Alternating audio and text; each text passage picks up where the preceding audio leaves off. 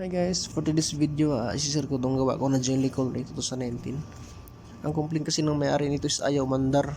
Dinala ito ng may-ari sa labas na workshop. Sanaya kung tawagin sa Arabic tapos hindi nila na-solve. Dinala dito sa kasa.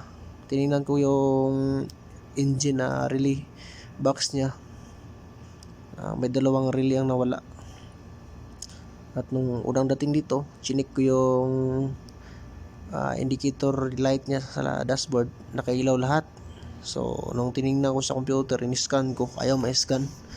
So ibig sabihin patay lahat ng module nun. So tiningnan ko agad sa may interface box niya, sa indoor relay box. So okay naman lahat ng fuse at saka yung relay. May nakikita akong dalawang connector sa ilalim na hindi nila naisaksak. After nun sinaksak ko, pinogram ko yung susi. So nabigla ako kasi ayaw ma-program. Nung tinignan ko sa ilalim, hindi pala na nila naikabit yung connector ng immobilizer antenna. So after nun, na-program ko na yung susi. Ayaw naman ma-shift. Nung tinignan ko, hindi pala naisaksak yung connector sa shift knob. So after nun, kung makikita ninyo, naka-under na yung makina niya. Yun lang guys, thanks for watching.